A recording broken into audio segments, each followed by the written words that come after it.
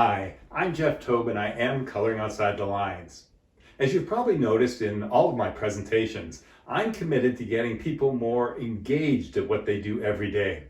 I believe that the more engaged people are internally, the better the experience externally. A huge part of this engagement involves accountability.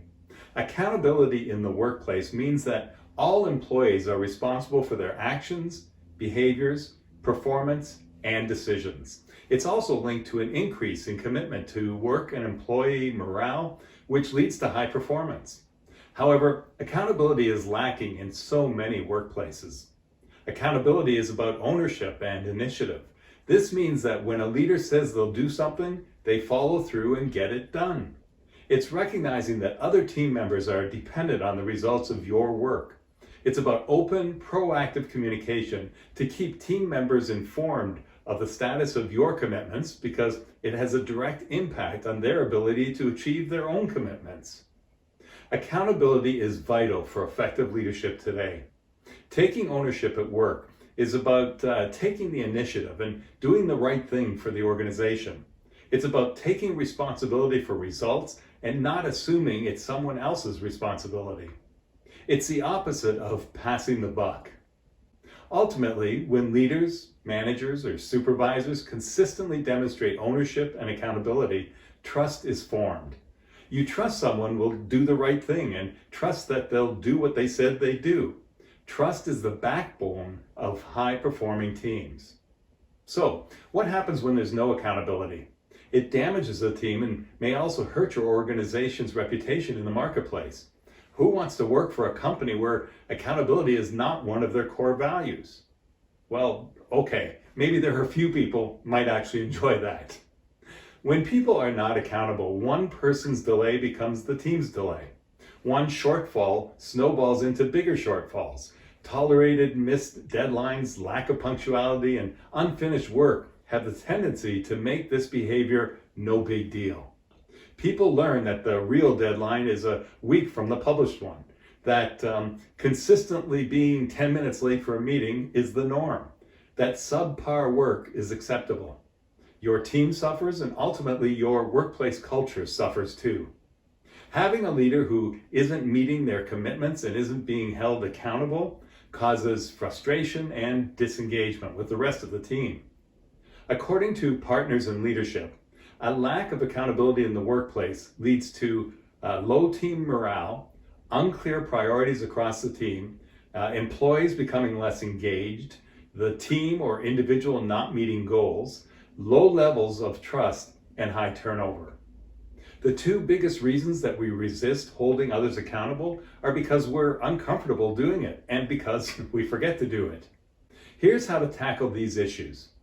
Number one, lead by example and hold yourself accountable first. As a leader or manager, you're the pace setter of tone, performance, and culture for your team. People will follow your lead. If you're continually showing up to meetings late, pushing deadlines, and not owning up to your own mistakes, the team will follow suit. So, how do you demonstrate your own accountability in the workplace? Complete tasks that have been assigned to you by the timeline you agreed on. Be responsible for the success of your team and make the effort to support your team when needed. When you schedule meetings, respect everyone else's time by showing up prepared and on time, and expect that others do so as well. Number two, work on your feedback skills. This is a biggie.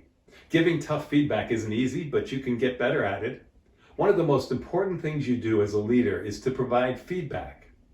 In fact, a global survey conducted by Deloitte found that learning and development is a top priority for both millennials and Gen Z, coming in third after fair pay and opportunities for advancement. So, even negative feedback is better than no feedback at all. When you regularly give feedback, including positive feedback, it makes tough feedback much easier to give and receive. It also reduces the chance of your direct report being surprised by the feedback that they're receiving, leading to further disengagement. At its heart, good feedback comes from a place of genuinely wanting to help someone grow. You need to give a damn. The second part of it is to be clear and direct. Feedback should not be ambiguous. The last thing when it comes to feedback is to recognize that procrastinating feedback only makes things worse.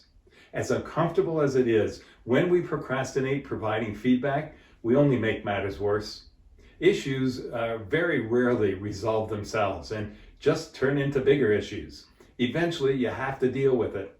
It's easy to deal with the issue as soon as possible for you, for the person you're providing the feedback to, and for the rest of the team. Remind yourself of this often. Number 3 is to make accountability a habit. Setting up a reminder to give and solicit feedback as part of each meeting will help ensure that feedback flows consistently. I believe one-on-ones and team meetings are great opportunities to build a habit around accountability. Here are a few of the questions that you may want to add to your meetings to make accountability a habit. Is there anything we should start doing as a team? Would you like more or less direction from me on your work? Do you feel you're getting enough feedback on your work? Is there an aspect of your job where you would like more help or coaching? How could we improve the ways our team works together? Number 4, keep track of your commitments and hold each other accountable. Commitment of any kind is only powerful if you tell someone. Go as far as to appoint accountability partners in your meetings. When one team member commits to doing something, ask another team member to hold that person accountable by the deadline or by the outcome. If your employee commits to providing a work-back schedule for a project by such and such a date, make sure you have a way to check in on that day. One easy way to foster a culture of accountability, or if the damage has already been done, address a lack of accountability, is to make sure you're assigning action items during meetings. This is a perfect way to hold each and every team member accountable for their actions. Number 5 is encourage risk-taking in the workplace. When a problem arises or a project fails, fear of punishment often leads to negative employee behavior.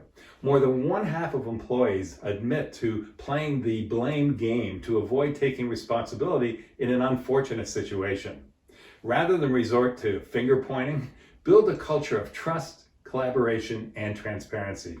You can do this by encouraging calculated risk-taking rather than discouraging ideas that aren't guaranteed to succeed. While success often comes from creative problem solving in response to failures, only 20% of employees view risk-taking as a strength. Motivate your people to color outside the lines where it matters, without falling off the page. Even when risk-taking doesn't lead to the intended result, it contributes to a healthy culture of learning.